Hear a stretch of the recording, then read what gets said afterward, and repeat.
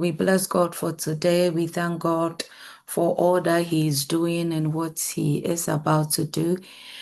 Today, we are going to speak on the subject distance marriage. We also want to thank every one of you who has been joining us, both watching the live stream and as well as those who have been watching the rebroadcast. We also want to say thank you so much.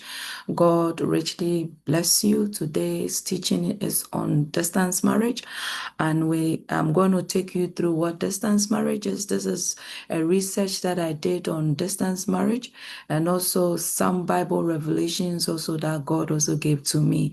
So I believe that as you are listening to this, you'll be able to look at how best you can manage distance marriages, what are the implications of distance marriages, and also if you want to embark on a distance marriage, what do you need to do? A lot of people think that distance marriage is just the regular physical distance that we all know, but it goes way beyond that.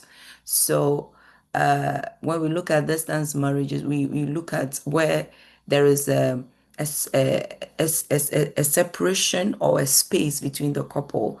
And this space can either be an emotional space, it can either be a physical space, and it can also be a relational space. So distance marriage is not necessarily only focusing on the physical. When we get to the physical, we will tell you more about it. What we normally will be emphasizing on the physical, but when we look at distance marriage, we are looking more onto the emotional, we are looking more of a relational space and physical space that is exists between two couples. So that is what you are looking at. So now let me try. I'm not going to deal with emotional or all those other aspects.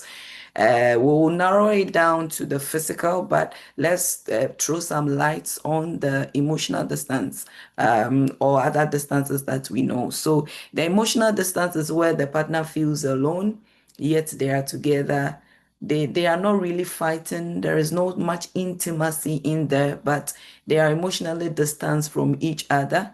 Because of time, I'll just run through because if we will have to go through all this, we will need like a 2-day teaching or maybe a 2-day seminar to finish it up. So we are not going to really pick them into details. Now we have the sexual distance. Sexual distance, this is where there is decrease or there's a total absence of sexual connection that exists between the couple. Maybe it's as a result of resentment, as a result of stress, conflict, trauma, or avoidance of it at all. So we also have sexual distance.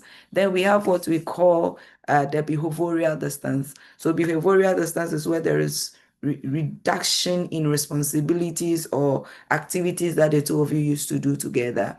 That your spouse begin to distance himself, kind of withdrawal uh, symptoms, kind of behavioral withdrawal, kind of withdrawing from activities that he loves the most or she loves the most on the regular day that the two of you do together. He or she doesn't want to do it anymore. Hobbies, friend times, there's that kind of withdrawal. So that's what we also call the behavioral system distance, sorry. Then we have the cognitive distance or the mental distance. That is where that is where the person sort of fantasizing about this wife or this husband that previously you used to fantasize, previously you used to daydream, think about the relationship. There is kind of a mental check on that relationship. So you kind of like withdrawn from it. You stop thinking, you stop fantasizing. You're looking at like life alone without the person. So that's kind of mental or cognitive, which you can even feed the cognitive into the behavioral. Then we also have what we call the relational distance. Relational distance, and majority of that happens with the women. And I know the men are also gradually looping into it, where they skew more into the. So you see that the wife is more with the children, concentrating on the children, and ignore the husband, ignore the man, and it's just concentrating on the husband, on the children, ignoring the man, and all that. And then sometimes too, it's about the woman concentrating on the family, or the husband concentrating on the family and leaving the wife. So we see that the man is concentrating on his siblings, or the mother, the brothers, and leaving the wife. That is relational distance, and the woman will feel like he's just distancing himself away from me. He's concentrating on his family more than he's concentrating on me. And then we also have crisis trigger distance.